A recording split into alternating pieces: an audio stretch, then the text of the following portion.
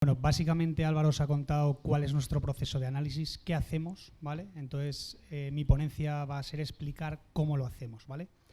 Antes de empezar a contaros eso, os voy a explicar un poquito por quién está formado nuestro equipo de análisis. Son 3 gestores, Álvaro Guzmán, Fernando Bernat y Michael Al-Salem, jefe de la oficina de Londres, y 7 analistas, ¿vale? Yo, por ejemplo, estoy enfocado en compañías ibéricas, españolas y portuguesas, y el resto de analistas se distribuye más según sectores, aunque en el fondo somos todos generalistas, ¿vale? Entre las 10 personas del equipo contamos con más de 150 años de experiencia, 5 nacionalidades distintas, que al final te da mayor conocimiento local de esos países. Y ahí os he puesto que la pasión sería el denominador común, ¿no? Ya ha explicado Álvaro que es un trabajo largo, exhaustivo, que requiere muchas horas. Desde luego, si no te gusta, se acaba convirtiendo en un trabajo súper tedioso, ¿vale?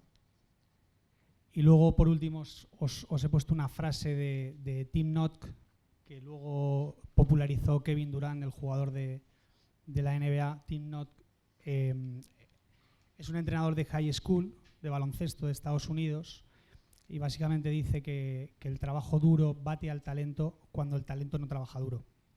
Yo creo que se puede aplicar a muchas áreas, pero la verdad es que en nuestro trabajo encaja a la perfección, ¿no? Ya ha comentado Álvaro que solamente el 6% de los gestores acaba batiendo al mercado, ¿vale? Y no es que nosotros seamos más listos que el resto, sino que intentamos trabajar mucho más que el resto, ¿no? Antes preguntaba a Héctor un poco, ¿no?, por explicaros en qué consiste el trabajo de analista, ¿vale? Nosotros básicamente nos dedicamos todas las horas posibles a analizar compañías con el fin de ayudar a la toma de decisiones, de comprar o de vender, ¿vale? Contaros un poco nuestro día a día. Básicamente se trata de analizar, ¿vale? Y para ello podría distinguir entre 3 fases distintas del análisis. Una sería nueva compañía, cuando analizamos una nueva compañía o en un nuevo sector. Esto ya sería un poquito más extraño, ya que normalmente previamente hemos podido analizar competidores, clientes, por lo cual tenemos conocimiento del ecosistema. Esto llevaría pues muchísimas horas, ¿no? Luego sería una actualización. Es una compañía que hemos analizado en profundidad en el pasado, pero hace algunos trimestres que no la actualizamos. Entonces sería pues poner, o sea, la puesta a punto, ¿no? Poner a punto el modelo, actualizando los últimos trimestres, y sobre todo ver si ha cambiado algo la historia desde que la analizamos la anterior vez. Y por último, el mantenimiento, ¿no? Seguir las noticias, los hechos relevantes, los resultados de las compañías. Ahora, por ejemplo, estamos en época de resultados, segundo trimestre. Me he levantado por la mañana, lo primero que he visto ha sido que Tubacex pues ha publicado los resultados, así que cuando salga de aquí será lo primero que haga, ¿no? Y los requisitos para ser analista, pues bueno, aquí diría que es fundamental 2 idiomas. Inglés, ya que al final todas las compañías, aparte de publicar sus resultados, sus memorias en su idioma local, lo publican también en inglés. Y el segundo idioma sería el lenguaje de contabilidad. Álvaro ya ha hecho mucho hincapié. Desde luego, la contabilidad, sin saber contabilidad, es como intentar pues diagnosticar a un paciente, ¿no? O sea, debe ser algo dificilísimo si no has estudiado medicina. O sea, creo que tiene que ser algo imposible. Y por último, el requisito es que te tiene que gustar mucho. O sea, al final, si le vas a dedicar muchas horas, si no te gusta, vuelvo a lo mismo. Es un trabajo que acaba convirtiéndose, tiene que ser algo súper tedioso, ¿no?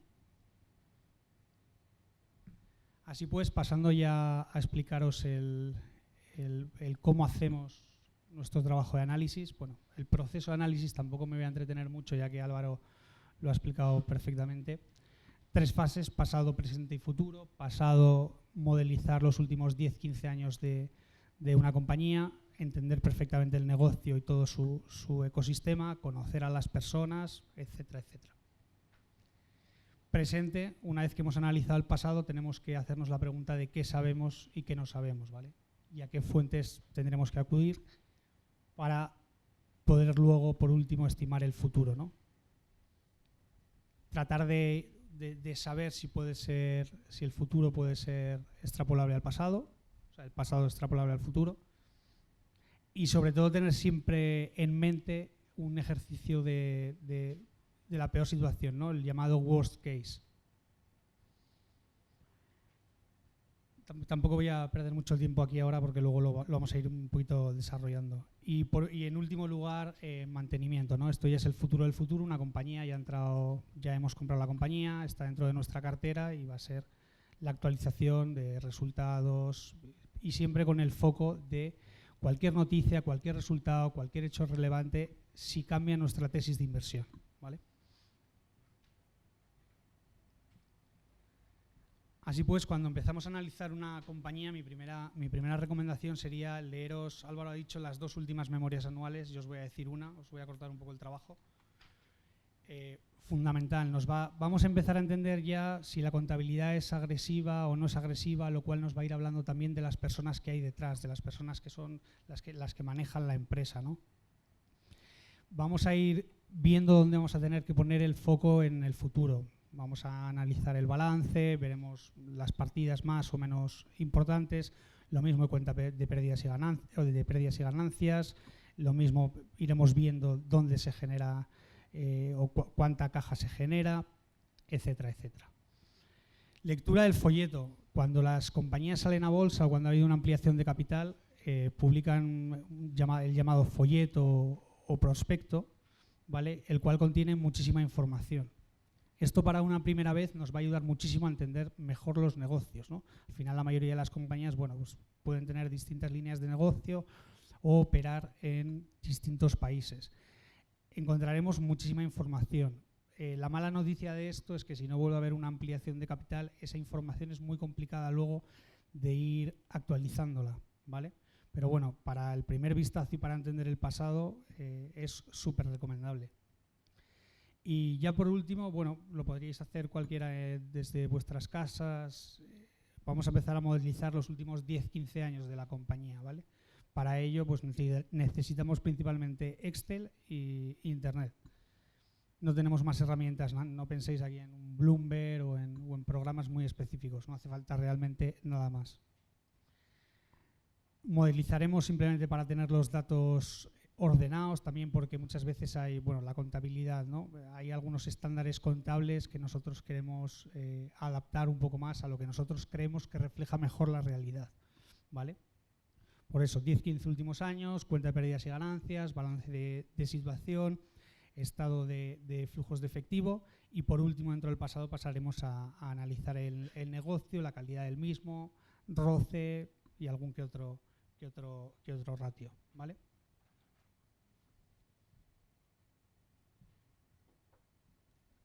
Bueno, aquí os dejo la cuenta de pérdidas y ganancias de Elecnor, 2018-2017. No sé si veis bien los que estáis un poquito más al fondo las distintas partidas. Pero bueno, empezaríamos por las ventas, que es la primera línea, 2.300 millones el último año. Vendrían todos los gastos, ¿vale? También incluirían ahí la depreciación. Llegaríamos al resultado de explotación o EBIT. Seguiríamos bajando ingresos financieros, gastos financieros, impuestos, hasta llegar al resultado del ejercicio y luego se distribuye entre el beneficio neto atribuible a la compañía, ¿vale? Y la parte que pertenece a los minoritarios, ya que al final esto son unas cuentas consolidadas, tenemos diferentes filiales, no de todas las filiales tenemos el 100%, por lo cual hay una parte del beneficio que no es nuestra, ¿vale? Limpieza de elementos no recurrentes. Estos os pongo 2 años, pero evidentemente habría que hacerlo para los últimos 10 o 15 años, ¿vale? Cosas en las que os podéis fijar o cosas en la que nosotros nos fijamos y que limpiamos. Por ejemplo, plusvalías por ventas de inmovilizado. Esto en el Elecnor realmente no sucede mucho, sí es mucho más frecuente en compañías, por ejemplo, hoteleras, ¿vale? Que todos los años, si analizamos Meliá, veremos cómo pueden estar vendiendo 1 o 2 hoteles al año. aunque parezcan mucho más recurrente, no lo es, porque si en el fondo vendieran todos los hoteles, en el siguiente año ya no tendrían ninguna plusvalía por venta de activos, por lo cual no es recurrente, ¿vale? También si las compañías, si hay alguna reestructuración, algún ERE, ¿vale? Lo vamos a ver metido en los gastos. Lo mismo, es un one-off, es un elemento no recurrente que lo vamos a ver en un año determinado. Si has hecho el ERE ya este año, o por ejemplo hay una reestructuración, has cerrado una línea de negocio, bueno, al año siguiente no vas a volver a cerrar la misma línea de negocio, ¿vale? Por eso mismo nosotros también lo eliminamos. Importante, separar lo que es la depreciación y amortización de activos, de inmovilizado material e inmaterial, de lo que es la amortización del goodwill, ¿vale? Lo mismo, al final nosotros necesitaremos invertir para mantener esos activos en el mismo estado. En el goodwill no. Una vez que se termina, se acabó, ¿vale? Por eso la diferencia, y hay que tener presente cuál es la depreciación y cuál es la inversión, ¿vale? También para luego poder diagnosticar cuál es el CAPEX de mantenimiento, ¿no? La inversión de mantenimiento. También lo mismo, provisiones, deterioros, se producen en un año concreto, lo mismo, es algo no recurrente. Excluir, por ejemplo, diferencias de cambio de financieros. En este caso, por ejemplo, te lo desglosan, en otras compañías no, tenemos que bucear un poquito en la memoria, ver realmente cuáles son los ingresos financieros, cuáles son los gastos financieros y las diferencias de cambio. Al final las diferencias de cambio se producen, por ejemplo, tenemos una deuda en dólares, ¿vale? Se aprecia la moneda, el año que viene, y como nuestras cuentas están en euros, la deuda ha incrementado. Pero sin embargo no se ha producido ninguna salida de caja, ¿vale? Y en nuestras cuentas a futuro ya lo tenemos reflejado en el balance. Por eso no es necesario, bueno, asumir diferencias de cambio, tendríamos que pensar qué va a ocurrir con la moneda. Nosotros tenemos claro lo que sabemos y lo que no sabemos hacer y desde luego allí no nos vamos a meter, ¿no? También tendríamos que mirar impuestos, ¿no? Chequear si hay activación de créditos fiscales por bases imponibles de años anteriores.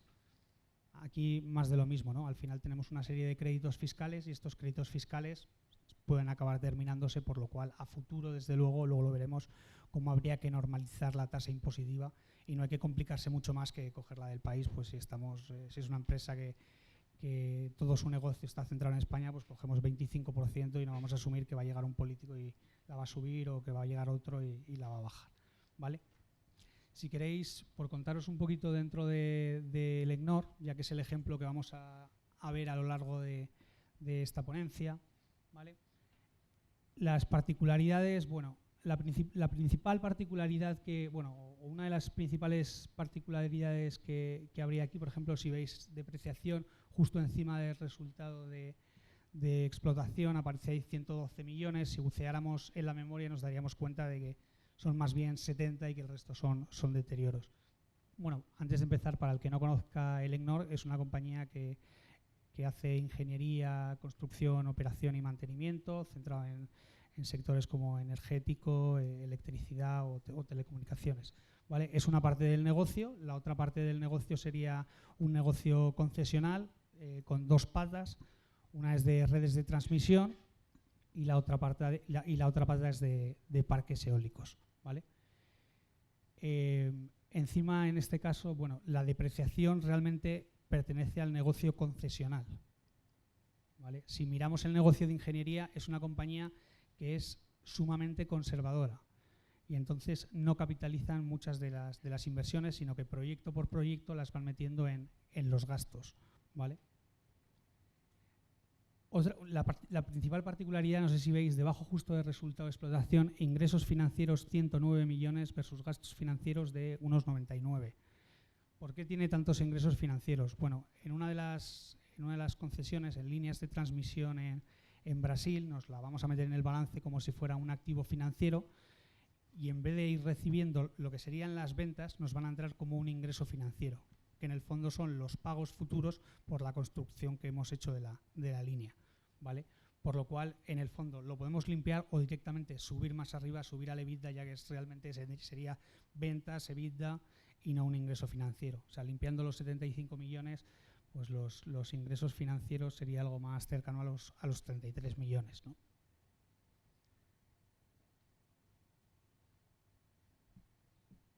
Desglose de divisiones, lo mismo para los últimos 10-15 años. Al final, cuanta más información tengamos, más nos va a ayudar a entender y comprender el negocio, ¿no? Aquí, por ejemplo, bueno, el EGNOR no es una compañía que dé muchísima información, pero si buceamos bien en la memoria vamos a encontrar información suficiente para poder modelizar correctamente.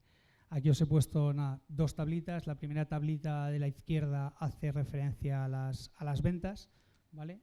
Ventas que se producen en España y en el exterior. Pues en España venden como 1.000 millones y fuera de España 1.300. También ventas según las distintas actividades. Pues ahí veis que electricidad, generación de energía y telecomunicaciones son las tres principales. Y en la tabla de la derecha lo que hay es al final un desglose entre los dos negocios. Ahí veis el negocio de infraestructuras, que es el negocio tradicional de ingeniería, y el negocio concesional, donde entrarían las dos patas que os he explicado, que os he comentado antes. ¿Vale? Lo mismo desglose de gastos. O sea, si somos capaces de bucear hasta el final, mayor información, mayor conocimiento vamos a tener, menos sorpresas nos vamos a encontrar. ¿Vale? Los principales, bueno, aquí tenemos de gastos, el principal gasto sería aprovisionamientos, materias primas, casi el 50%, tabla de la izquierda, tabla de la derecha, sueldos y salarios. Al final una ingeniería es muy intensiva en factor trabajo, ¿vale? Dentro de los dos negocios, aquí lo podemos distinguir, precisamente las ingenierías es muy intensiva en factor trabajo, necesitas mucho personal, y sin embargo en el negocio concesional lo que necesitas es mucho capital, ¿vale? Es muy intensiva en capital, necesitas hacer una inversión muy grande. Y otros gastos, pues que ahí vendrían arrendamientos. Bueno, ahora ha cambiado, desde este año ha cambiado la norma, los arrendamientos ya no vienen por encima de EBITDA, sino que vienen por debajo según IFRS 16. A nivel de caja no nos va a afectar, pero a nivel de cuenta de pérdidas y ganancias sí vamos a ver que hay diferencia. O sea que si veis que el EBITDA ha subido mucho, mirar a ver si nos están dando el EBITDA en 2018 ya ajustado o no, ¿vale? Va a ir por depreciación y una parte por gasto financiero.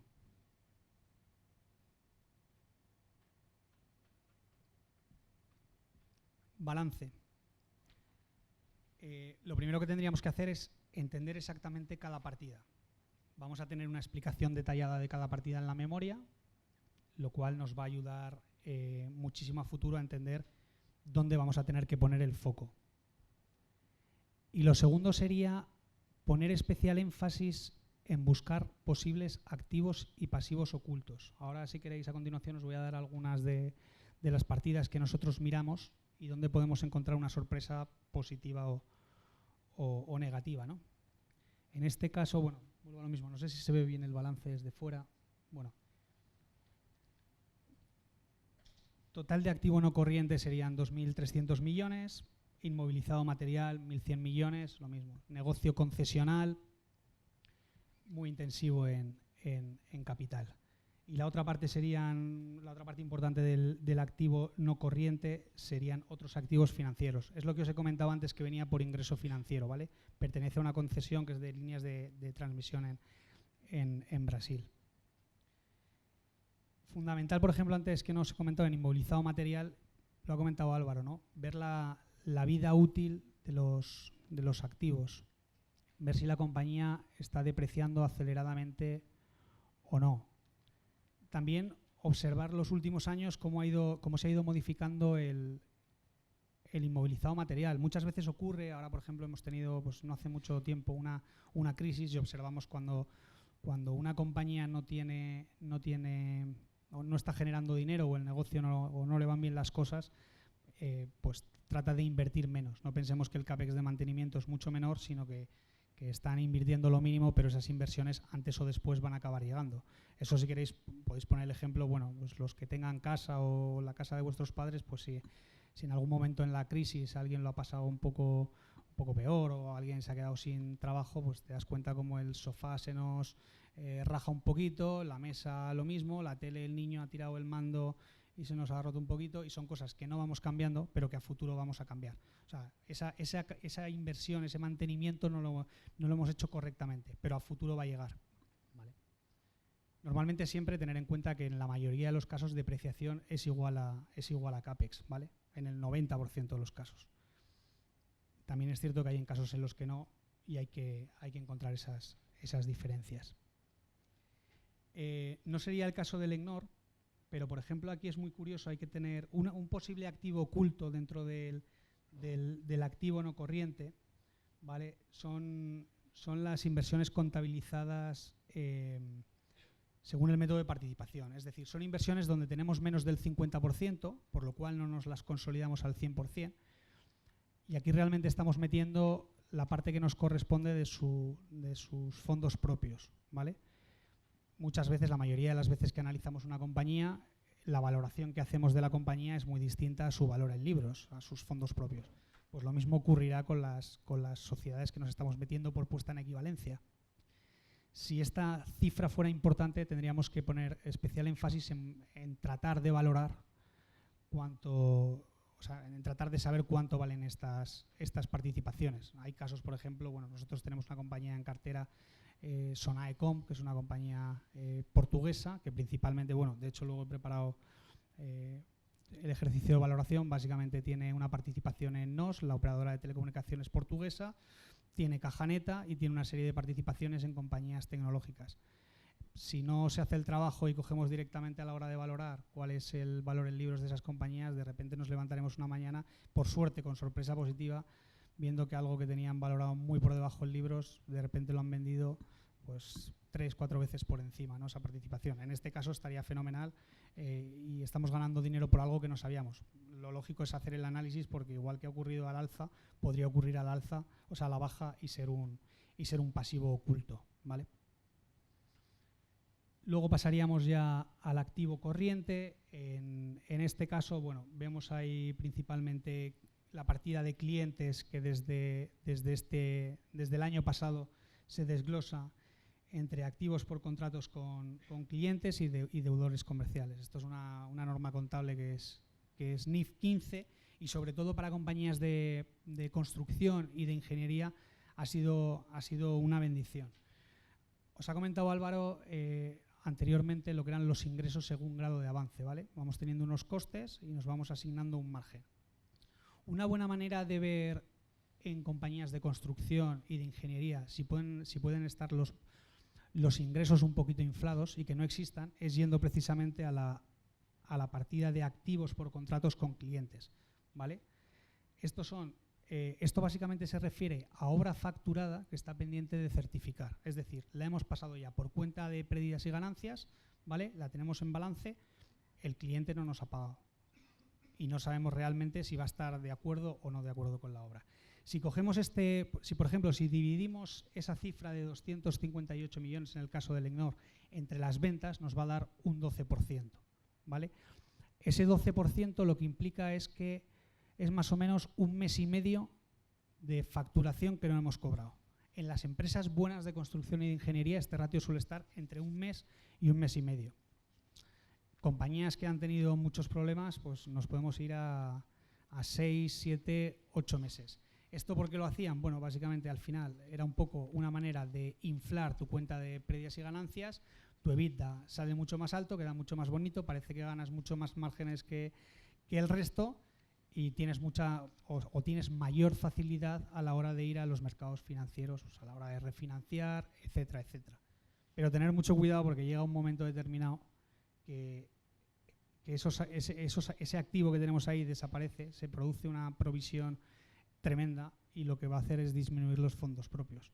O sea que si pensamos que teníamos 500 millones, por ejemplo en este caso de fondos propios, si desaparecen esos 260 realmente lo que tenemos son 240, ¿vale? Ya pasaríamos a la parte de patrimonio neto. Bueno, ahí tenéis el desglose entre lo que sería el patrimonio neto atribuido a la sociedad dominante y los minoritarios. Aquí tenéis que tener o intentar poner mucho énfasis en saber exactamente dónde están los minoritarios, ¿vale? Y digo saber dónde están, en la memoria nos va a poner exactamente dónde están los minoritarios. Y vuelvo a lo que he dicho anteriormente de la importancia de saber exactamente cuánto dinero ganamos en cada línea de negocio. Porque no es lo mismo que tengamos el minoritario en la única filial donde ganamos dinero que tenerla en la única filial donde perdemos dinero, ¿vale? El valor de minoritario a futuro no va a ser lo mismo. O sea, igual que metemos en la valoración que nuestros fondos propios no es la valoración directa que vamos a hacer de la compañía, tenemos que tener en cuenta que tampoco podemos valorar de la misma manera a los minoritarios, ¿vale? Pasaríamos al pasivo. En este caso podemos ver una compañía, digamos, en un principio con bastante deuda. Si sumamos todas las partidas de deuda nos va a salir como unos 1.700 millones de deuda bruta. Normalmente nosotros invertimos en compañías que tengan muy poquita deuda, o que no tengan deuda, o que tengan caja neta. Entonces la primera pregunta podría ser, ostras, ¿y vuestra mayor posición del fondo, o una de las 2-3 mayores del fondo ibérico, es una compañía que tiene 1.700 millones de deuda, que incluso si le quitamos la caja, que son 400 millones, tiene 1.300 millones de deuda, pues para un EBITDA de 338 millones, precisamente no parece bajo. Bueno, lo primero que tenemos que hacer es analizar la deuda. Si hiciéramos el análisis de la deuda, fuéramos buceando en la memoria nos daríamos cuenta que la deuda neta con recurso a la matriz es de 138 millones, ¿vale? El resto de deuda, o sea, los otros 1.150 millones de deuda neta, pertenece al negocio concesional, ¿vale? Al final es un negocio que podemos apalancar muchísimo. Tenemos que fijarnos también, evidentemente, cuál es el coste de esa deuda, si está a tipo fijo o a tipo variable, si hay algún tipo de... ¿Cuándo son los vencimientos? O sea, porque al final podemos tener mucha deuda, las familias, ¿no? Tenemos mucha deuda cuando nos compramos una casa, de no ser que alguien llegue y la pague a tocateja, ¿no? Pero lo normal es endeudarte a 30 años. Otra cosa distinta es que puedas ir pagando la hipoteca mes a mes. Por lo cual, bueno, mientras sigas ingresando dinero, mientras sigas generando esa caja, no tienes ningún problema en acudir a esos vencimientos, ¿no? En este caso sería un poco eso. Si analizáramos exactamente la deuda, vemos dentro del negocio concesional como pues, tenemos deudas, por ejemplo, en la parte chilena, pues un bono de 400 millones de dólares a 2047 al 4%. Pues bueno, pues parece que los flujos que vamos a ir generando en ese negocio nos van a ir dando para ir pagando esa deuda. Muy importante poner el foco en compañías de construcción e ingeniería en las provisiones, saber exactamente a qué pertenecen, y en los litigios, que muchas veces el auditor nos permite no meterlos, ya que consideramos que vamos a ganar, y eso es lo que puede acabar siendo un pasivo oculto. Y puede acabar siendo un pasivo oculto, y bueno, Álvaro ha comentado antes un ejemplo, pero puede hacer que nuestra compañía se vaya al traste, ¿no? Completamente. Entonces, mucho cuidado a analizar bien exactamente si hubiera ese litigio, si perdiéramos la cantidad que nos están demandando, qué es lo que sucedería. Luego, evidentemente, habría que hacer un poco un árbol de probabilidad de ver si es muy probable o muy poco probable, ¿vale? Aquí os voy a contar, bueno, si queréis como ejemplo, bueno, en compañías de construcción siempre suele haber litigios, pues por no terminar en plazo, porque ha habido una serie de sobrecostes y empieza a haber demandas cruzadas. Si alguien ha analizado o conoce pues compañías como SACIR, aunque sea porque ha salido mucho en la prensa, está el tema recurrentemente del canal de Panamá, bueno, tienen una parte provisionado. Si nos fuéramos a OHL, pues también hemos visto recientemente en las noticias, ¿no?, cómo salieron que los cataríes les reclaman más de 1.000 millones de euros. Pues bueno, evidentemente si les dieran la razón, pues lo podrían pasar francamente mal. Por comentaros una compañía que tenemos en cartera que es Prisa, si nos ocurrió hace relativamente poco, ¿no? No sé si visteis a alguien en las noticias, salió que le han dado, en uno de los dos juicios que había, por explicaros rápidamente la historia, la guerra del fútbol del año 2007, 2008, 2009, Prisa contra Mediapro, Prisa le reclama a Mediapro 87 millones de euros, Mediapro le reclama a Prisa 50 millones de euros, y salió recientemente uno de los dos juicios dándole la razón a Mediapro, y Prisa va a tener que pagarle 50 millones de euros. Evidentemente esto no estaba en el balance. Nosotros ya sabíamos que existía, pero bueno, también entendíamos que había una demanda cruzada y tampoco O sea, igual que le podían haber dado la razón a uno en ese, pueden acabar dándole la razón al otro. Evidentemente, una vez que sale, lo contemplamos. Son 50 millones dentro de una valoración que, bueno, pues afecta relativamente muy poco y era un riesgo que teníamos más que asumido. Luego os hablaré un poquito de los márgenes de seguridad, tanto en cuenta de pérdidas y ganancias o estimaciones futuras, como a la hora de valorar compañías, ¿no? Bueno, por último, comentaros también dentro del pasivo, igual que os he hablado antes de los activos, ¿no?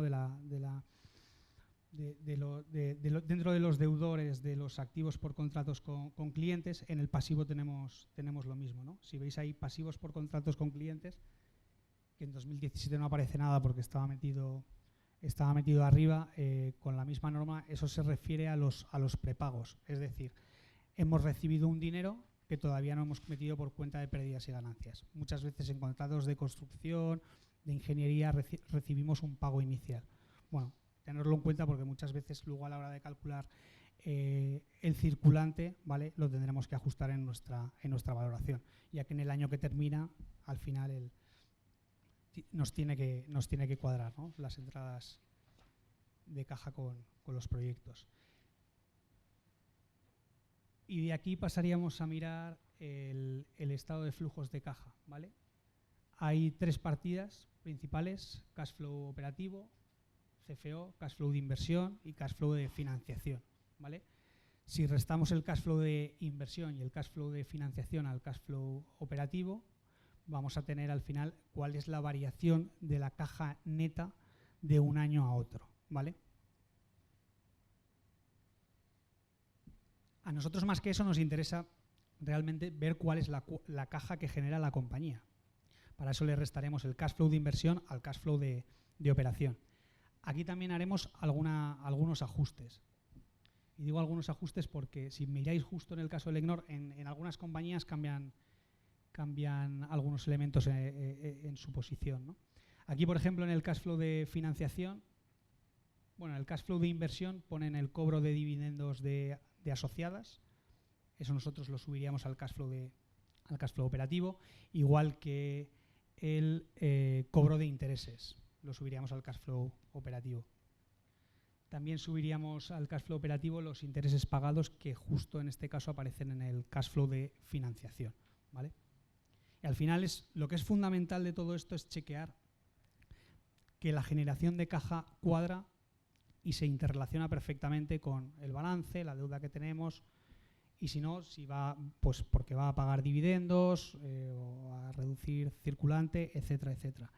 En el momento que estemos analizando una compañía y trimestralmente la caja no nos vaya cuadrando, vayamos a las presentaciones de la compañía, no encontremos explicación de por qué no cuadra, intentemos hablar con la propia compañía, pues con el departamento de relación con inversores, con el director financiero.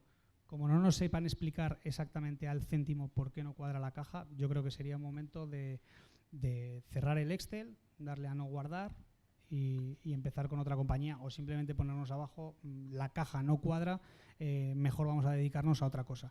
Sobre todo porque es que si la caja no cuadra puede ser que nos estén engañando. Y sobre todo al final, si nos vamos a querer asociar con gente que nos engaña de primeras, pues bueno, si nos engañan el primer día, el último no os quiero ni contar, ¿no? Por lo cual, eso, por ejemplo, en los resultados trimestrales es algo en lo que nos fijamos. Bueno, siempre centrados, como he dicho antes, en que nuestra tesis de inversión no cambia, pero evidentemente en que los números cuadren perfectamente, ¿no? Don Emilio Botín, que en paz descanse, decía que las cuentas son las cuentas y lo demás son cuentos, ¿no? Pues es algo que hay que llevar a la máxima. También tener bastantes veces cuidado cuando hay adquisiciones de compañía, ¿vale? En cash flow de inversión, en el segundo apartado, muchas veces vamos a tener solamente la cantidad, el dinero que estamos pagando por esa adquisición, pero no la deuda que nos estamos comiendo, ¿vale? Entonces, al final, si nos compramos una compañía por 200, pagamos 1 millón de euros y tienen 200 millones de deuda, el total de la adquisición no es 1 millón de euros, son 201 millones de euros, por lo cual desde cash flow de financiación vamos a pasarlo arriba a cash flow de inversión por saber exactamente cuánto está invirtiendo esta compañía, ¿vale?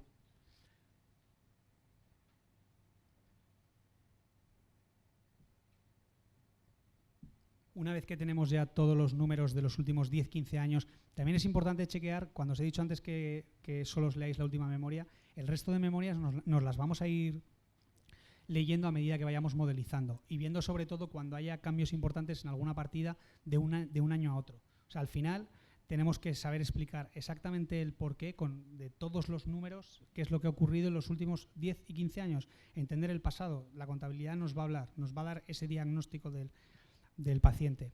También vamos a poder calcular distintos ratios. A nosotros nos gusta especialmente el ROCE, ya que nos sirve para evaluar la calidad tanto de la empresa como del negocio, ¿vale? La fórmula es el NOPAT partido capital empleado. Si cogemos el NOPAT es EBIT por 1 menos tasa impositiva, aquí incluiría normalizada, ¿vale? Y capital empleado, entiéndase por activos fijos más necesidades operativas de fondos, que básicamente son existencias más clientes menos proveedores. En activos fijos, lo normal es coger inmovilizado inmaterial e intangibles. Y luego, si excluimos el goodwill, lo que vamos a obtener al final es cuál es el ROCE del negocio, ¿vale? Sin embargo, si incluimos el goodwill, que es el fondo de comercio, lo que vamos a evaluar es la calidad de la empresa. Conviene, si es una empresa que ha hecho muchas adquisiciones en el pasado, conviene calcular los dos, ¿vale? Históricamente, bueno, se ha demostrado, hay diversos estudios que han demostrado que en 2/3 de las adquisiciones acaban destruyendo valor, ¿no? Por lo cual también nos va a ir hablando un poco del management y de su track record, ¿vale? Bueno, ROCE alto, ROCE bajo. Aquí Álvaro, por ejemplo, ya os ha comentado un poquito que si el ROCE es alto, podemos chequear si es porque hay una barrera de entrada, si es por ciclo o si es porque es una compañía intensiva en trabajo. Si es porque hay una barrera de entrada, el análisis que tendríamos que hacer es si esa barrera de entrada sigue en pie o se ha roto, ¿vale? Porque a futuro todo podría cambiar. Si es por ciclo, cuidado, porque si estamos en el momento alto del ciclo, en el momento que baje el ciclo, lo mismo, caerá sustancialmente el ROCE. Y si es muy intensivo en trabajo, por ejemplo, dentro del caso del EGNOR, dentro de los dos negocios, tenemos el negocio de ingeniería, que es un negocio súper intensivo en trabajo. El ROCE al final es infinito, es algo que no requiere inversión, ¿no? Sin embargo, bueno, si nos vamos a la misma compañía, luego tenemos otro negocio que al final es el negocio concesional, que requiere muchísima inversión y al final el ROCE va a ser mucho más pequeño. En el caso de concesionarias, pues autopistas, negocios eólicos, es mucho más recomendable, yo creo, mirar el ROE, ¿vale? Creo que también lo ha mencionado antes Álvaro, así que tampoco. Sobre todo porque al final es que son negocios que los puedes apalancar muchísimo, ¿vale? Luego lo mismo, ver si el negocio es intensivo en capital o trabajo, ya os he comentado el caso del EGNOR. Apalancamiento operativo, el nivel de costes fijos y el nivel de costes variables. Aquí una manera, por ejemplo, rápido de verla es calcular el crecimiento de ventas de los últimos años y el crecimiento de EBITDA. Cuanto más cercano sea a 1, mayor cantidad de costes variables tenemos. Pero bueno, digo que esto habría que hacerlo, se puede hacer de primeras, pero evidentemente tenemos que bucear muchísimo más en los números y saber exactamente si realmente han tenido que bajar márgenes porque ha entrado un competidor que está ofreciendo un producto mucho más barato y hemos tenido que bajar precios, ¿vale?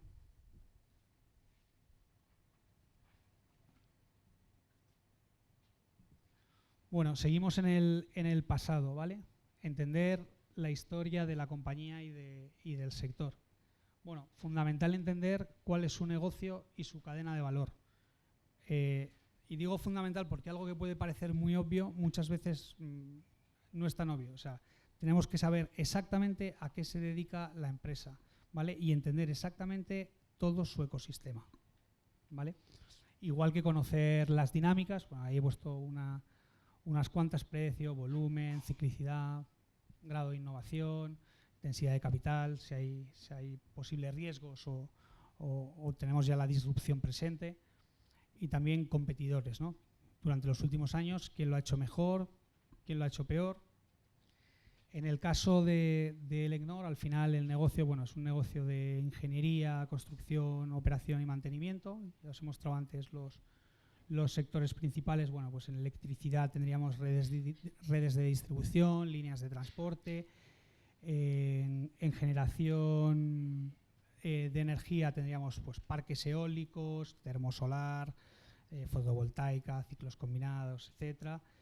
Y en telecomunicaciones, ingeniería y construcción de redes fijas y móviles. Pero también se ocupan del mantenimiento de la red y del cliente, así que muchas veces si os van a casa a instalar un router, igual es alguien de Elecnor subcontratado por Telefónica o por cualquier otra compañía del sector, ¿no? Competidores, pues justo en este sector los principales competidores que había hace 10 años podrían ser Abengoa, Isolux, incluso en algunos segmentos pues Duro Felguera. Son compañías que si seguís más o menos la prensa veis que lo están pasando realmente mal, ¿no? Son compañías que hace 10 años, bueno, mirando a Elecnor, pues los pobrecitos de Elecnor eran los tontos, los que tenían los márgenes bajos y sin embargo los otros los que se forraban, ¿no? Hay una frase que yo creo que aplica en este caso, ¿no? Que se dice que cuando baja la marea te das cuenta quién lleva el traje de baño puesto, ¿no? Y es un poco lo que ha ocurrido en este sector. O sea, al final Elecnor es una compañía súper prudente, con una cultura corporativa tremenda, con unos incentivos alineados que luego os voy a comentar en la próxima diapositiva y es fundamental en este sector. Y eso al final ha marcado la diferencia, ¿no? La diferencia muchas veces es saber decir que no. No me quiero meter en este proyecto, en este país. ¿Por qué? Porque es que no lo conozco. El ser prudente muchas veces puede hacer que ganemos menos dinero en un año en concreto, pero también nos va a librar de perderlo todo en 2 o 3 años y cambiar el ciclo, ¿no?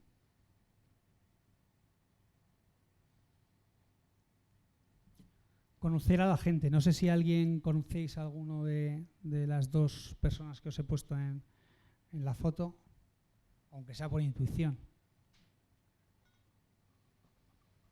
Bueno, pues el de la izquierda es el presidente de Elecnor, el de la derecha es el consejero delegado, ¿vale? El señor Real de Asúa y el señor Martín de Bustamante. Conocer a la gente, equipo directivo, accionistas, pasados, actuales, conocer su track record, qué han hecho, si lo han hecho bien, si lo han hecho mal, qué adquisiciones han hecho, lo hemos visto ya con el ROCE, qué ha pasado, han destruido valor o han generado valor, salarios, incentivos, Álvaro ya ha comentado, ¿no? Nosotros somos muy seguidores de Taleb, el famoso skin in the game, ¿no? Los incentivos están alineados. En este sector muchas veces se produce algo muy perverso, en ingeniería y construcción. Y es que los incentivos estén alineados a la contratación. Es decir, cuanto más contrato, más dinero se lleva el equipo directivo. Lo cual está fenomenal y vamos a tener una cartera de contratos enorme, lo cual nos va a dar que las ventas futuras vamos a tener un crecimiento tremendo. Pero nos estamos olvidando de los márgenes. O sea, yo puedo decir que mañana voy a construir el mismo edificio por 20.000 euros. Y me van a decir, el contrato es suyo. Pero claro, vamos a acabar palmando hasta la camisa. En el caso de Elecnor, bueno, pues los incentivos se basan fundamentalmente en beneficio neto, generación de caja. Hay una parte de contratación, pero es bastante menor. Bueno, y bueno, por no poner todo como positivo, bueno, Elecnor al final es de las familias fundadoras, ¿vale? Vehículo Cantiles 21 tienen un 53%. Bueno, esto no es que sea negativo, es súper positivo. Tenemos una familia detrás, ¿no? Unas familias detrás. Fuera de Cantiles tienen muchas más acciones. Nosotros estimamos más o menos que van a tener en total entre un 70 y un 75%. Hay muy poquita liquidez y yo creo que esa es una de las razones por las cuales ningún broker la cubre. O sea, que el que espere hacer es una compañía que de verdad, si de verdad la quieres analizar, aquí no hay ningún atajo que coger, ningún informe de analista que coger y hacernos 4 números rápidos. Aquí tenemos que de verdad hacer nosotros el trabajo. Lo único que decía negativo, bueno, pues por decir algo que evidentemente es algo mejorable, es una compañía que dentro de las 15 personas que forman su consejo, pues bueno, pues hay solamente 5 independientes. Vemos muchas veces en compañías, no muchas veces, pero alguna vez vemos en compañías familiares, y aquí destaco por ejemplo el caso de Meliá.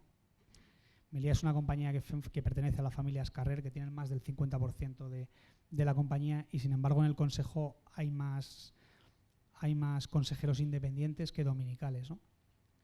Y esto te da la importancia de la gente que encima quiere escuchar de verdad a los expertos. O sea, no queremos un consejo de paja que nos diga todo que sí, sino gente que de verdad venga y aporte, ¿no? Y cuanto más aporte, pues mejor va a ser la dirección de una compañía, ¿no?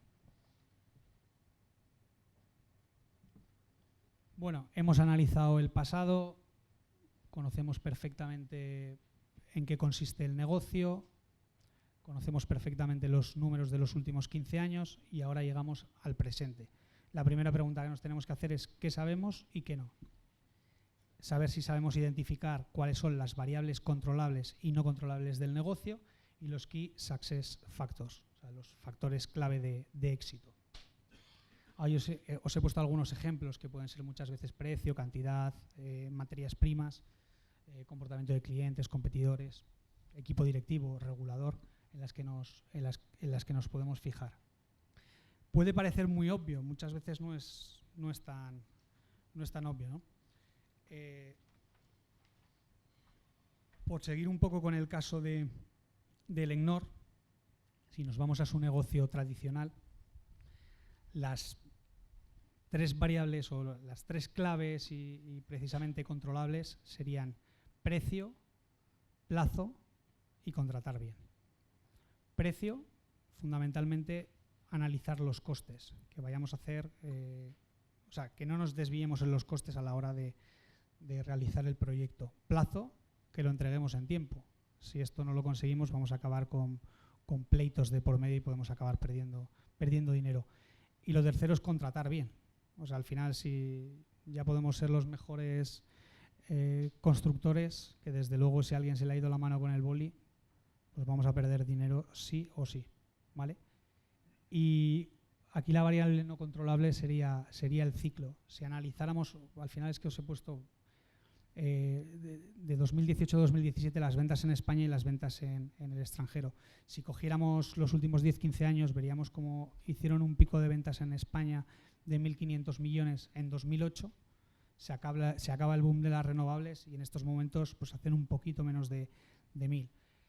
Sin embargo, lo bueno que ha habido en el EGNOR es que internacionalmente han seguido creciendo, ¿no? Pues hacían 430 millones en 2008 y a día de hoy internacionalmente hacen como 1.270 millones. ¿Quién podría resolver nuestras dudas? Pues yo creo que es que justo en la parte de abajo responde a la primera, ¿no? Pues habría que chequear todo el ecosistema, proveedores, competidores, regulador, la propia compañía y el equipo directivo, etcétera, etcétera. Para el que lo quiera hacer desde su casa, es evidente que muchas veces no tenemos acceso a podernos reunir con el management de todas estas compañías, ¿no? Pero sí tenemos muchísima información acerca del negocio en Google, en YouTube, podemos escuchar las conferencias trimestralmente, que es cuando los consejeros delegados, los directores financieros hablan del negocio, etcétera, etcétera. O sea que hay muchos recursos. Incluso podéis estar analizando pues una compañía. Antes alguien preguntaba por Zardoya Otis, ¿no? Pues muchas veces llegas a casa y justo estás analizando Zardoya Otis y justo ves el ascensor de tu casa estropeado.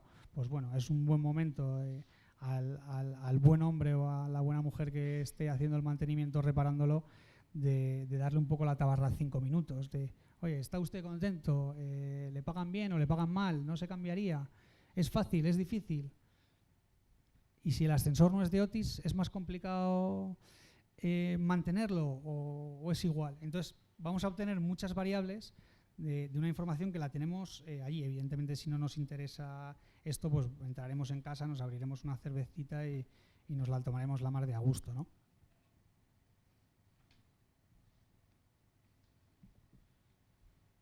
Bueno, conocemos el pasado, conocemos el presente y ahora nos toca pues estimar el futuro. Al final la valoración de una compañía dependerá de la caja que sea capaz o de lo que sea capaz de ganar a futuro, ¿no?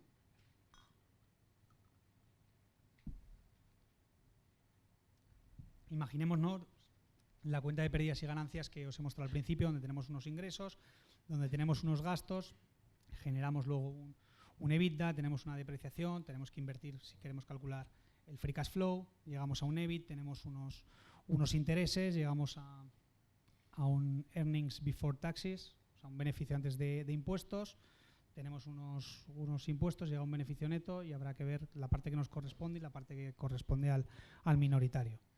¿Vale? A la hora de estimar no se trata de... No tiene que ser algo profético, sino que tenemos que llegar a un beneficio neto, a un free cash flow con el que estemos cómodos. O sea, es cuando hablaba Álvaro antes de una tesis irrompible, incluso lo que os comento abajo, ponerle un margen de seguridad. Es decir, bueno, si pensamos que, por ejemplo, en el caso del EGNOR empezaría a estimar nuestra cuenta de pérdidas y ganancias para el negocio tradicional de construcción e ingeniería. Pensar siempre en las ventas P por Q, ¿vale? Precio por cantidad, en la mayoría de sectores. En este caso es mucho más complicado.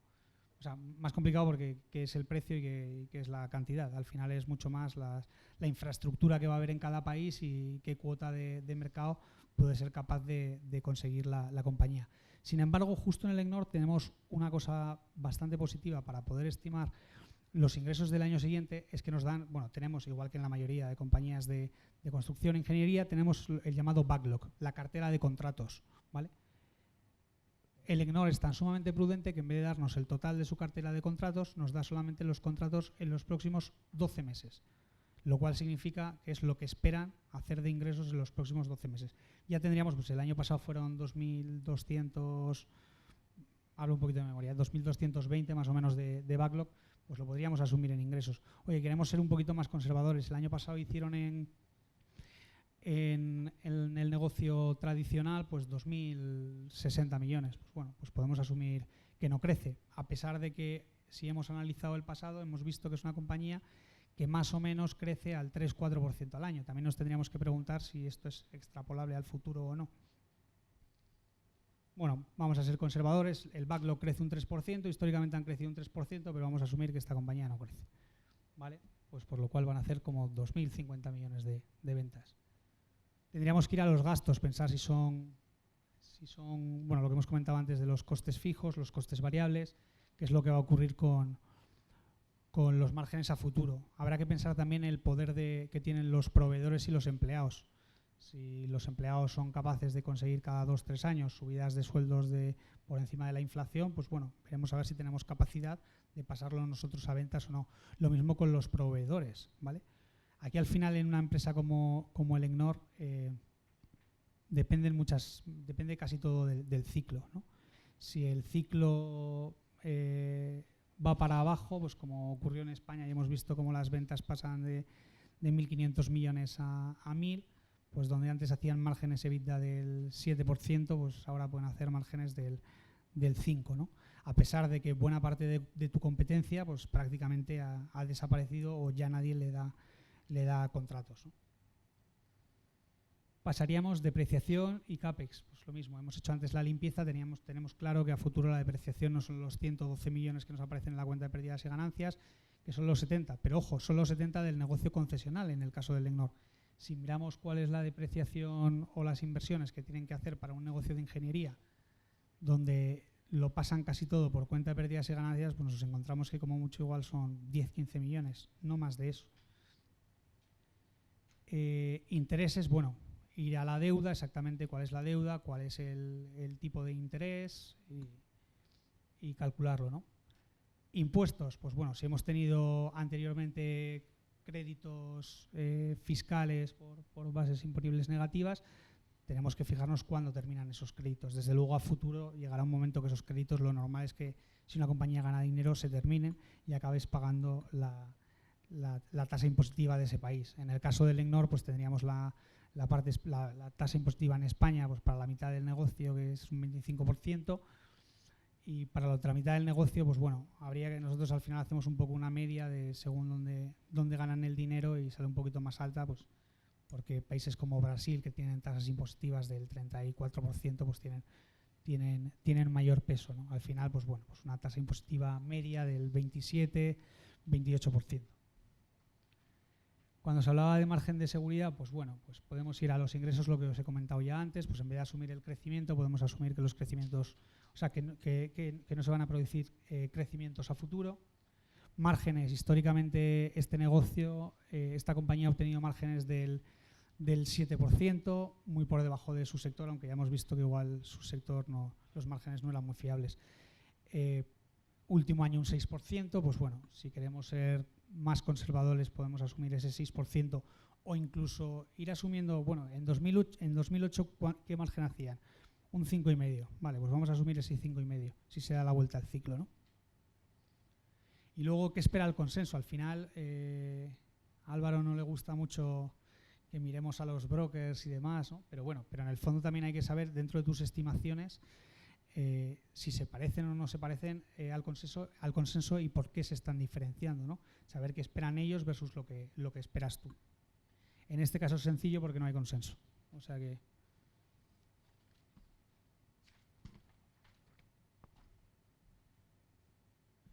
Y después de todo el rollo este que os he soltado, llegamos a la parte de valorar la compañía, ¿no?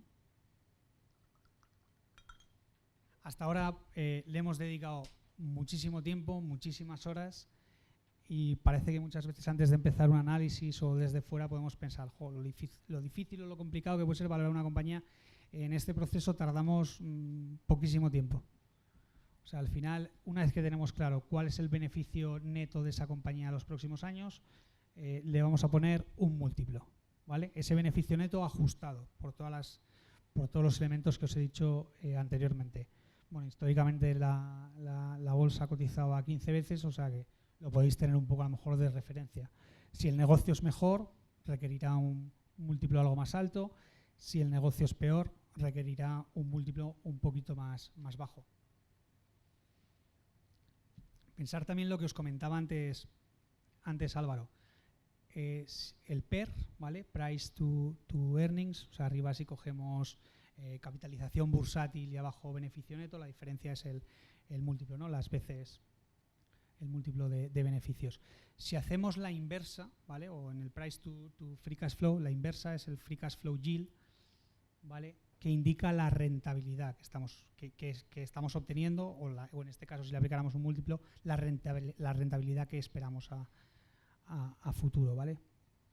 ¿Por qué usar PER y no otros métodos pues como EV/EBITDA, EV/Sales? Bueno, pues porque nos van a tapar muchas cosas, ¿eh? Hay muchas cosas que no nos van... O sea, que no vamos a tener la realidad absoluta de llegar hasta el final de cuál es el beneficio exacto de una compañía. Muchas veces es muy complicado cuando hay distintas líneas de negocio y las compañías no nos dan exactamente el desglose hasta el final, ¿no? Hasta el beneficio neto, y podemos hacer la estimación exacta, pero hay que intentar hacerla, porque luego nos podemos llevar a alguna sorpresa, positiva o negativa. Bueno, aquí os voy a poner un ejemplo de algo que nos sucedió hace, bueno, pues yo creo que fue el año pasado o hace un año y medio, con FCC, ¿no? Y el negocio de agua, que acaban vendiendo el 49% a un fondo australiano que se llama IFM. Si nos vamos al consenso al mercado, al consenso de analistas, pues casi todo el mundo utilizaba para valorar el negocio pues algo entre 8 o 9 veces EBITDA. Es un negocio bastante bueno y bastante seguro, con muchísima visibilidad, 15 años en cartera, etcétera, etcétera. Pero si cogemos ese 8 o 9 veces EV/EBITDA y pensamos cuánto es en PER o en Price to Free Cash Flow, nos dábamos cuenta que era solamente 10 o 11 veces. O sea, la rentabilidad que le estábamos asignando entonces a ese negocio era de un 9-10%. Pues para un fondo de infraestructuras que en aquel momento, o incluso a día de hoy que los tipos de interés están a cero, tiene un coste de capital del 3, que te estén dando un 10%, un negocio de visibilidad que funciona prácticamente como una concesión, que prácticamente es una autopista, pues sonaba como muy jugoso, ¿no? Al final, cuando la vende FCC, cuando vende el 49% de FCC a IFM, acaban pagando 14-15 veces EBITDA, que implicaba pues un PER de 20 veces o un free cash flow yield del 5%, lo cual parece razonable. Nosotros nos parecía incluso un pelín alto, pero bueno, porque al final nosotros le estábamos metiendo un poquito de margen de seguridad, como hacemos casi siempre, de pecar de algo si pecamos de algo es de conservadores. Suma de las partes en caso de desglose de negocios. Luego cada negocio lo valoraremos, pues, lo ideal es valorarlo por PER, como ya os he comentado, y alguna rara vez usaremos descuento de flujos de caja. Esto sobre todo viene bien para las concesiones, para autopistas. Nosotros en el caso del EGNOR, por ejemplo, al final para activos eólicos no tiene la misma duración, evidentemente empleas descuento de flujos de caja, pero luego haremos un check que luego cuando os enseñe la valoración os comentaré.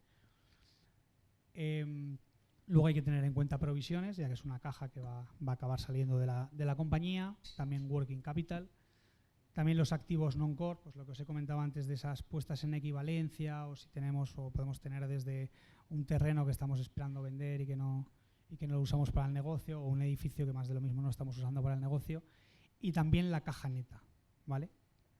No así la deuda neta, ya que la deuda neta tiene su reflejo a la hora de calcular nuestro beneficio neto en los intereses. También ajustaremos el número de acciones. Lo ajustaremos principalmente por acciones propias. Aquí lo único que os digo que hay que tener cuidado es que las acciones propias vayan a ser para amortizarlas, o nos las vayan a pagar como dividendo, o las vayan a acabar vendiendo y simplemente hayan hecho la adquisición porque estaba muy barata. Pero no si son para pagarle al management, ya que entonces no nos pertenecen a nosotros. También instrumentos dilutivos, si hay algún bono convertible o pagos en acciones a los directivos, etcétera. La última frase ya la comentaba antes Álvaro, ¿no? ¿Qué pasa si sale cara? ¿Qué pasa si sale cruz? A nosotros nos gusta que si sale cruz no perdamos dinero y si sale cara ganemos dinero.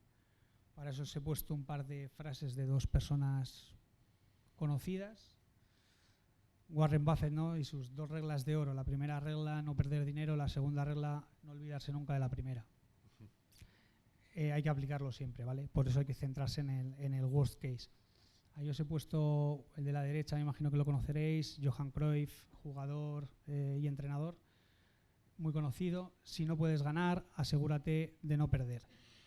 Con esto no quiero decir que nosotros salgamos a empatar, ¿vale? O sea, nosotros lo que intentamos es que no nos metan goles. Y así de momento empatamos. Pero si podemos, vamos a intentar meter 2, 3, 4 o 7, ¿vale? Pero sobre todo que no nos metan ningún gol. La trampa de valor, ¿no? Esto es más una advertencia y también Álvaro la comentaba antes, entonces no voy a perder mucho tiempo. Tener cuidado, muchas veces nos encontramos cuando empezamos a analizar una compañía y en un primer vistazo decimos, está muy barata. Pero cuidado cuando los beneficios caen a futuro, porque lo que es PER 10, el año que viene es PER 13, el año siguiente PER 16 y en 3 años nos encontramos que nos hemos comprado una compañía PER 20, ¿vale? Ejemplo de valoración de EGNOR.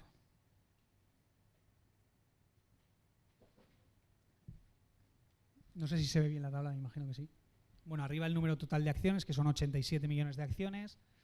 Tienen 2,3 millones en autocartera, por el cual el número de acciones ajustadas son 84,7 millones aproximadamente.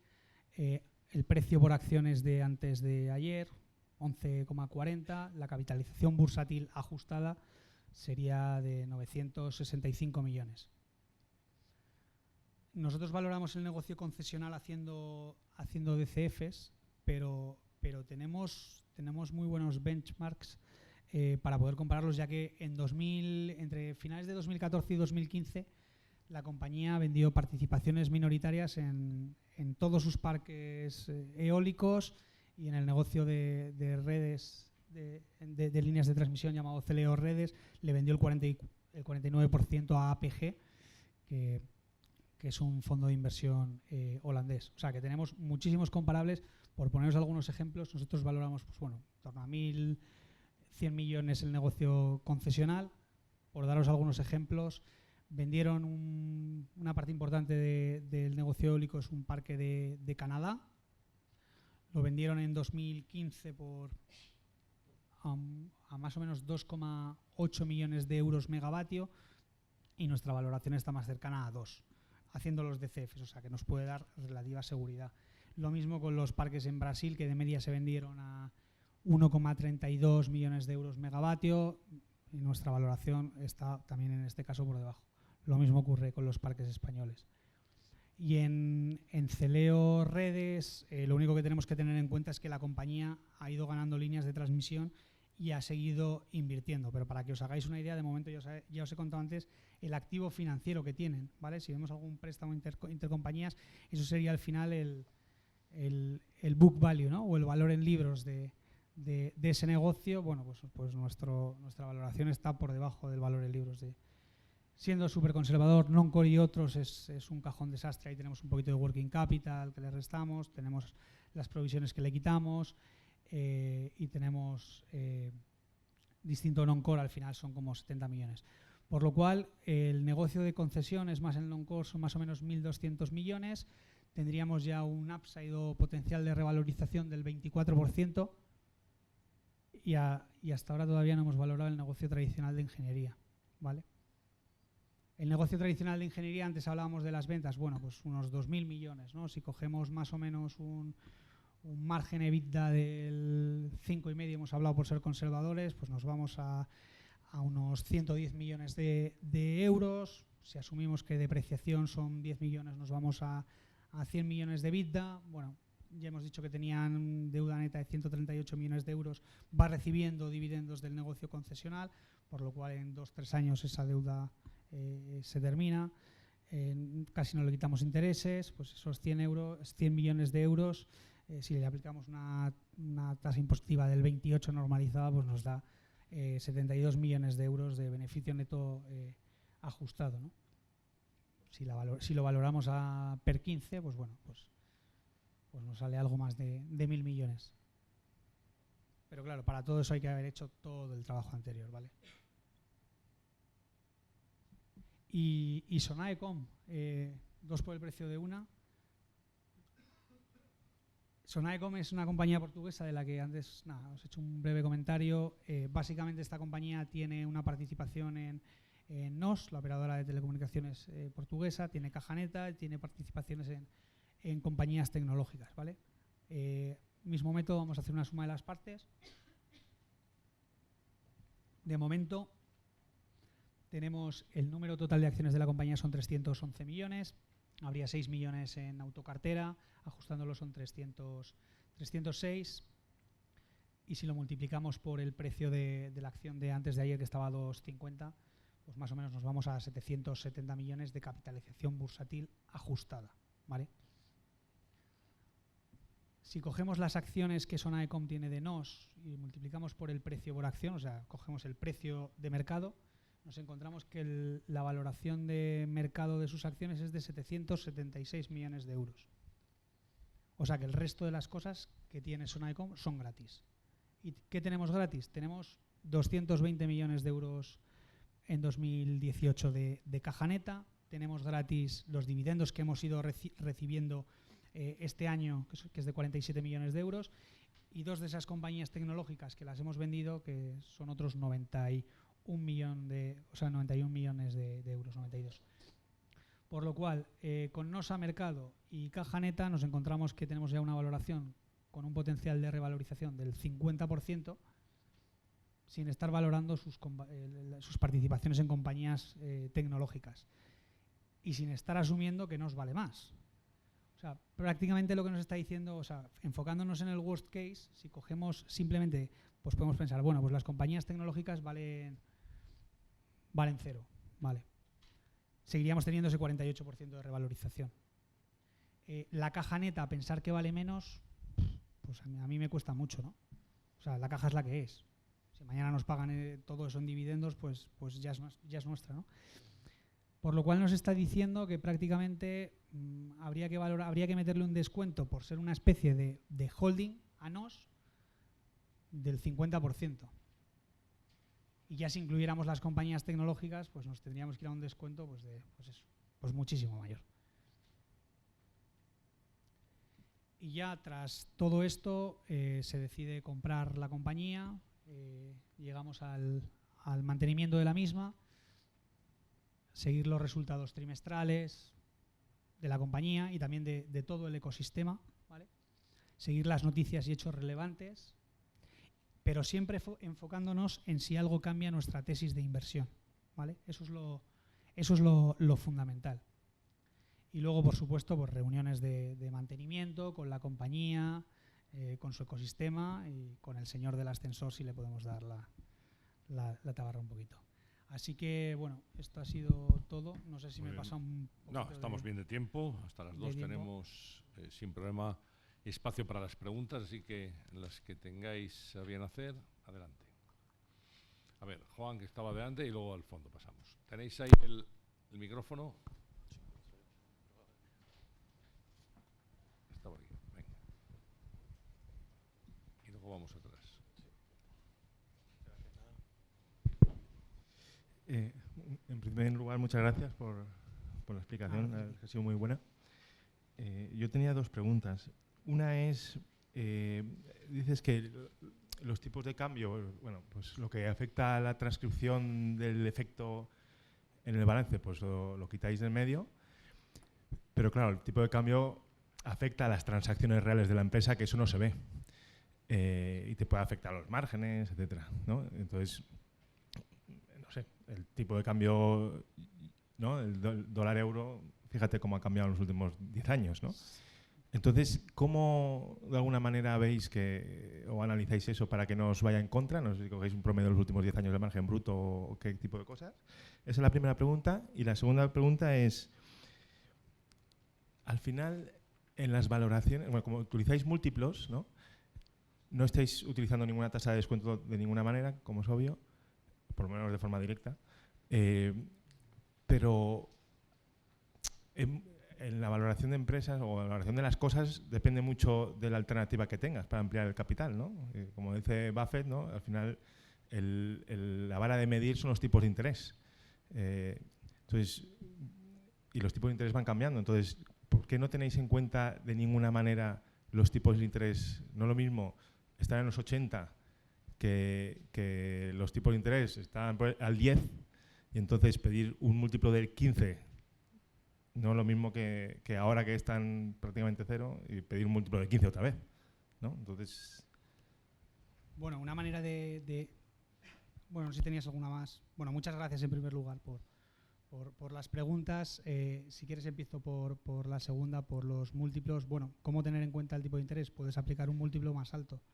O sea, lo que os comentaba antes en el negocio de agua de FCC, con los costes de capitales actuales de IFM, pues claro, pues está pagando per 20. Quizás si el coste de capital fuera del 5%, no podría pagar per 20.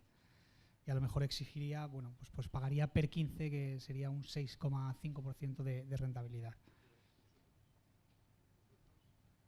En la valoración de las concesiones está claro que ahí, bueno, ahí impacta de forma brutal, ¿no? Pero en el negocio de construcción, que utilizáis un 15, ahí también moduláis el 15 en función de cuál es el tipo de interés. Bueno, realmente os he puesto un 15, o sea, no aparecía en nuestra valoración, puedes emplear 15 o si crees que el negocio es peor, puedes emplear 10, ¿vale? Lo que sí decía es que valorando bien una parte del negocio, el otro lo tenemos gratis. O me puedes decir, oye, yo creo que es que esta gente a futuro no va a ganar dinero, su negocio de ingeniería vale 0. Bueno, sigo manteniendo que en un escenario así, que yo por supuesto no me creo, diría, es que sigue valiendo un 24% más. O sea, en un caso base, que por eso hemos dicho siempre de enfocarse mucho en el worst case. O sea, en un escenario contrario, ¿cuánto vale esta compañía? O sea, ¿qué tiene que ocurrir realmente para que perdamos dinero? ¿Vale? Y luego lo de los tipos de cambio, al final, a ver, nosotros tipos de cambio, las diferencias de cambio en el P&L, o sea, nosotros no vamos a ir a futuro pensando que va a ser, como fue el año pasado, un ingreso financiero. O O sea, nosotros si se aprecia o se deprecia el dólar, ya lo estamos teniendo en cuenta en nuestro balance. Tendremos más o menos deuda. Nosotros no nos dedicamos Sí, pero al futuro de las monedas. no me refiero a esa partida. Esa partida hay que quitarla por, como dices, al final es una traducción a la moneda local de todas las monedas en las que opere en todos los países. Entonces eso no son transacciones. Exacto. Es en la caja de la empresa, la caja y otras cosas, pero la caja de la empresa en Chile, pues cómo la trasladas a los euros aquí. Entonces ese impacto lo metes en la PL, que no tiene ningún sentido económico, pero Correcto. sí contable. Yo digo que, claro, es que hemos vendido a Chile no sé cuánto y la moneda de lo que sea pues ha cambiado un 20% en los últimos 3 años. Pero es que el año que viene no sabemos cómo estará. Pero al final tú miras los márgenes históricos de los últimos 20 años y veis que hay una fluctuación, porque imagínate una empresa que trabaja en Estados Unidos y solo vende a Canadá. Sí. El caso No. extremísimo. He entendido perfectamente. O sea, al final te refieres a eso, ¿no? De una empresa que tenemos fabricamos en España, los costes en euros y vendemos en Brasil. ¿Vale? O sea, al final, si la devaluación de la moneda evidentemente nos puede matar. Pues evidentemente para eso existe el margen de seguridad. O sea, una cosa es que nosotros no nos dediquemos a predecir lo que va a hacer el real brasileño y otra cosa es que en nuestros números ya estemos reflejando con un margen de seguridad que las cosas puedan ir empeorando. Si es que al final, o sea, lo del value investing lo decía antes Álvaro, si es que tiene que caer por su propio peso, o sea, si es que es la historia de la manzana. Si en el momento que alguien es capaz de romperme la tesis, pues ya no es value investing, o sea, es otra cosa. Sí, tú y luego lo pasamos detrás. Hay 2 peticiones de palabra. Hola. Sí, tu experiencia con las trampas de valor, pero un poco un caso en particular que recuerdes o que así un par de experiencias, si puedes comentar. Pues tendría que... Déjame 10 segundos a ver si se me ocurre alguna trampa de valor porque, o sea, muchas veces la ves, pero lo que tratas de evitar precisamente es no caer en ellas, ¿no? O sea, cuando las has visto, pues oye, pues era la demasiada deuda que no estaba ahí, que no se veía, o el directivo mentía, ese tipo de cosas que a veces hemos escuchado con parte de Guzmán. es que os hablaría más de... Es que en el momento en que descubres, o sea, no hay que llegar a la valoración para descubrir que es una trampa de valor. Es que en el momento que estás estimando que está muy barata y que los beneficios están cayendo, es que ya puedes pensar que es una trampa de valor. Es que a nosotros nos gustan las cosas súper fáciles, o sea, es que no nos metemos en cosas extrañas. En cuanto dudamos, en cuanto creemos que hay una oportunidad de perder dinero, nos dedicamos a analizar otra compañía. O sea, en el momento de pensar que hay una, o sea, que puede llegar a ser una trampa de valor, o sea, que no sé si lo será o no será, es que empezamos a analizar otra. Por eso es que no se me ocurre realmente pensar, o sea, tampoco quiero decir una compañía que está analizando que pueda ser una trampa de valor, a ver si me van a decir. ¿Algún caso que os pilló? O sea, oye, de tu experiencia, que no la vieron ya y perdieron dinero, así que no... Que nosotros perdiéramos... A ver, bueno, se me ha olvidado comentar, yo llevo en Advalor desde noviembre de 2016, ¿vale? Y anteriormente estaba en el sell side, ¿vale? Estaba trabajando en un broker, donde desarrollé la mayor parte de mi carrera. Por lo cual, de las compañías que nosotros, bueno, que yo analizaba previamente, no tuve ninguna que fuera una trampa de valor. Y de las que estamos analizando ahora, pues vuelvo a lo mismo. Si creemos que es una trampa de valor, es que la descartamos. Por eso es que tampoco te puedo dar un nombre, ¿no? Si es lo que... Y poner el ejemplo. Bien, hay preguntas. Adelante. Hola, buenas tardes. Muchísimas gracias por la presentación. Mi pregunta va un poco encaminada al modelo de valoración. Por ejemplo, en este caso concreto del ECNOR, pues entiendo que cuando hacéis la valoración de las concesiones, podéis proyectar el flujo de caja hasta que termine, digamos, la concesión. En otro tipo de compañías no tanto. O sea, mi primera pregunta es con respecto a esto, ¿cuál es el peso que dais muchas veces al periodo implícito versus al periodo explícito? ¿Vale? Y luego, bueno, de cara al WACC también, no sé si Si nos puedes comentar un poco si tenéis un límite ahí o simplemente lo contrarrestáis con un margen de seguridad más o menos amplio, llegáis a modularlo. Y luego con respecto al PER, bueno, entiendo que hacéis, en este caso has aplicado un múltiplo de 15 y va un poco en relación también al roce, ¿no?, que tiene cada compañía, y en función de eso lo valoráis. No sé si puedes hablar un poquito de los rangos. Vale. Y luego la última pregunta es con respecto al working capital. ¿Cómo hacéis para proyectarlo, ¿no? Muchas gracias. Bueno, son 4 preguntas, ¿no? La primera, múltiplos versus descuento de flujos de caja. Bueno, los descuentos de flujos de caja lo utilizamos siempre cuando la vida es finita. Y por eso lo mejor sería pues, en concesiones, autopistas, parques eólicos. Para el resto de negocios utilizamos múltiplos, ¿vale? Perdóname, ¿me puedes ir recordando si no la pregunta una a una? Porque me han... Sí, claro. Ya sé que utilizáis múltiplos, pero en el caso de que utilizarais un descuento de flujos, Vale. ¿Hasta cuántos años puedes proyectar? O sea, ¿cuánta visibilidad tienes? Obviamente esto depende de cada negocio, pero así en términos genéricos, pues dices, oye, pues yo quiero proyectar 5 años o no paso de 3, o soy capaz de proyectar hasta 10 años y luego le aplico un valor residual. Y en función de eso, bueno, ahí venía la segunda pregunta, que es con respecto al WACC. Si tenéis un límite, por ejemplo, Buffett, que hace un 12%, o directamente aplicáis el de mercado en este momento.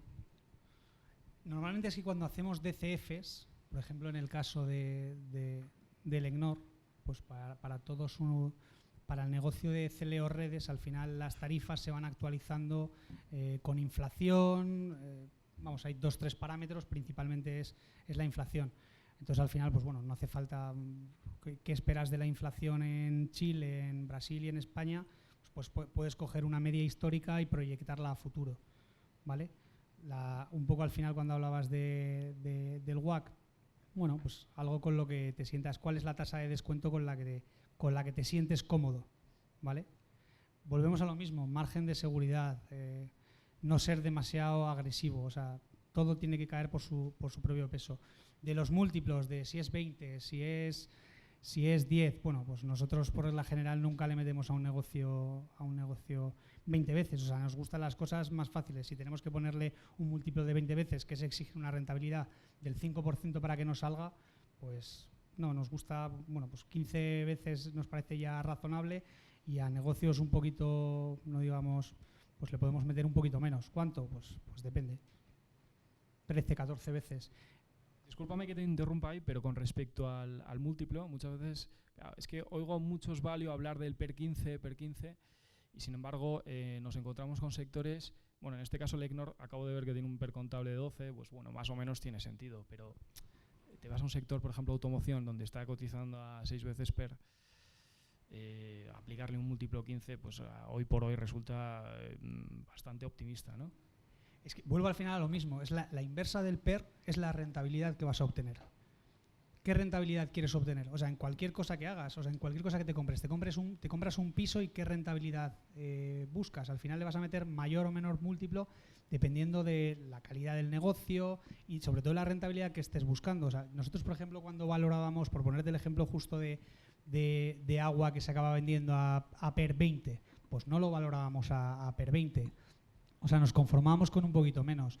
Y a PER 15, bueno, pues era un negocio bastante mejor, con la visibilidad suficiente para los próximos 15 años, que prácticamente funcionaba como una autopista, para no meterle PER 15. Es que ahí está también un poco, o sea, es que lo que llaman el arte de valorar, ¿no? Es que no todo es, es que no os voy a decir ponerle PER 15 y ya está, ya tenéis la valoración. En eso consiste un poco también el trabajo. Y luego, bueno, faltaba working capital. Working capital, bueno, a futuro al final nosotros tenemos el working capital al final lo que hacemos es descontarlo de la valoración. De no ser que tengamos muy claro cuáles son los movimientos que van ocurriendo año a año, pero bueno, lo pensamos simplemente como como que es algo que hay que acabar pagando, ¿no? En caso de que...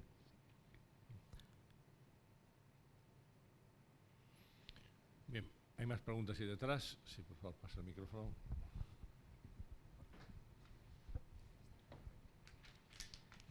Gracias por la ponencia, en primer lugar. Quería hacer una pregunta sobre si tenéis alguna metodología, procedimiento para detectar posibles partes oscuras en las cuentas de la compañía o un deterioro en lo que es la calidad del negocio. Y voy, por ejemplo, a una compañía que esté acometiendo proyectos con clientes de peor calidad crediticia y eso se vea, por ejemplo, en un deterioro de clientes mayor al histórico que habéis podido observar. Mi pregunta va por ahí. Vale, pues precisamente, bueno, en las compañías de construcción, muchas veces cuando vemos una compañía que tiene márgenes muy superiores a la media, habría que entender realmente el porqué. ¿Vale? Si te estás metiendo los ingresos según grado de avance, muchas veces lo que ocurre es que las que mejores márgenes tienen acaban siendo las peores compañías dentro del sector. O sea, no son las buenas, no son las prudentes. Y por eso os he dicho antes de fijaros en el balance, en la partida clientes, dividirlo entre, o sea, lo que sería la obra facturada pendiente de certificar entre las ventas, que nos va a dar un poco el ratio, ¿vale?, de lo que tienen que recibir y ya se han pasado por cuenta de pérdidas y ganancias. O sea, al final hay que chequear una serie de cosas, ¿vale? Más. Pues, hay micrófono por aquí, ¿no? Sí.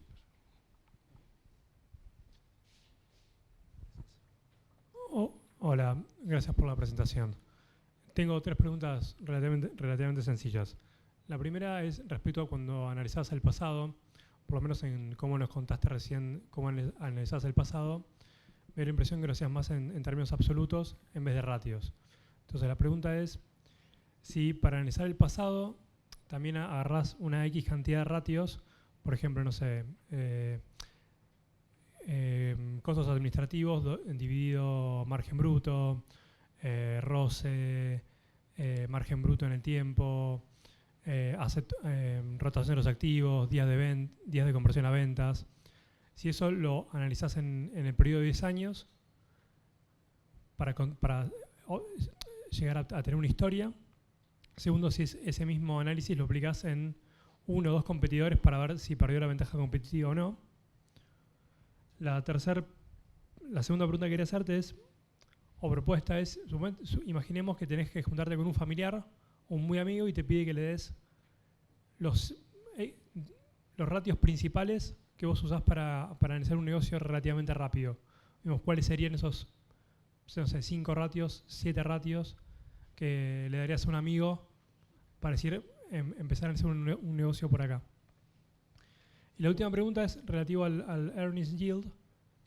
Si bien habitualmente se compara contra un treasury por la rentabilidad o lo comparas contra otras rentabilidades, mi pregunta es si a veces no es conveniente tomar al ROCE como la medida de rentabilidad del negocio, porque en definitiva, si el negocio es bueno, a lo largo del tiempo vas a capitalizar por el retorno al capital o al ROE que al earnings yield.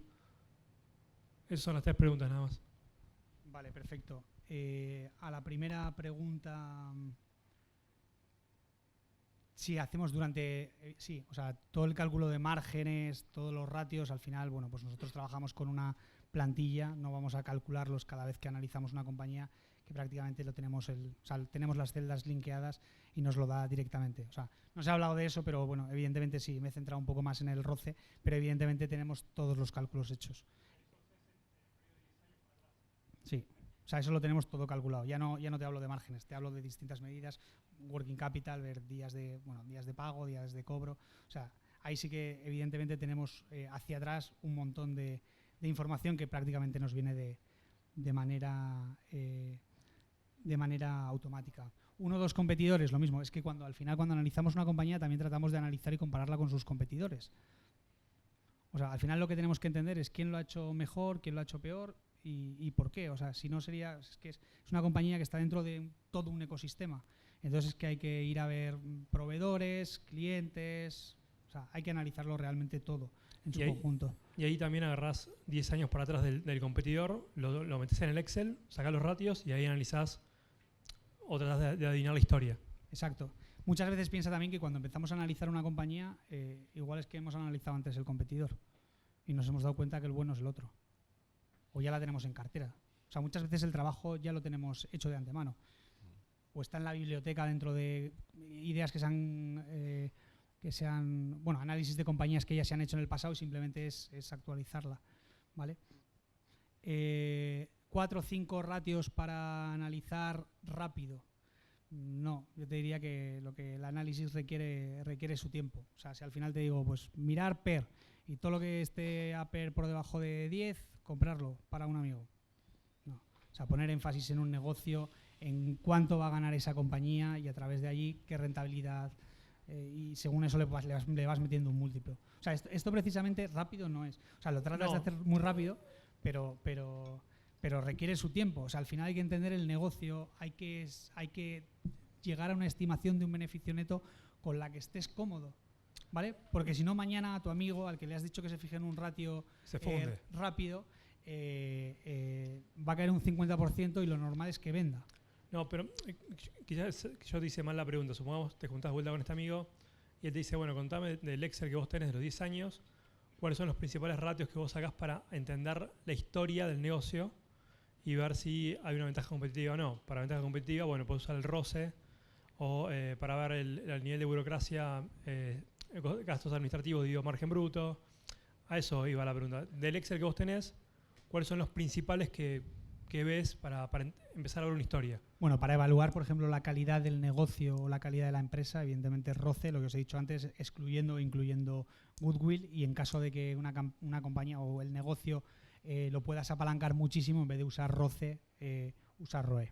O sea, eso evidentemente sí, es un ratio que te muestra fenomenal, pero también hay que mirar apalancamiento operativo. O sea, al final te voy a decir, mira deuda neta EBITDA y si está por debajo de no sé cuánto, cómprala, y si está por encima, no, hay que ver, habrá que mirar también dentro de la deuda cuáles son los vencimientos.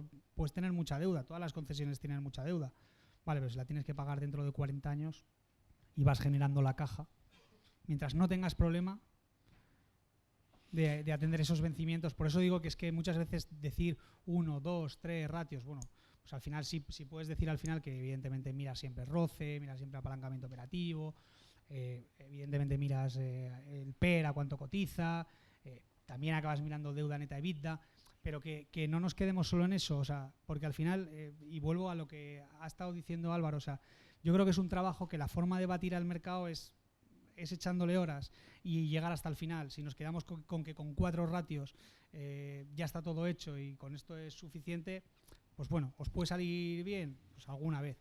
A la larga lo normal es no batir al mercado. Para eso es mucho mejor pues invertir directamente en un índice o confiar en un gestor. Muy bien, Gracias. pues muchas gracias, Javier, por tu Gracias, intervención.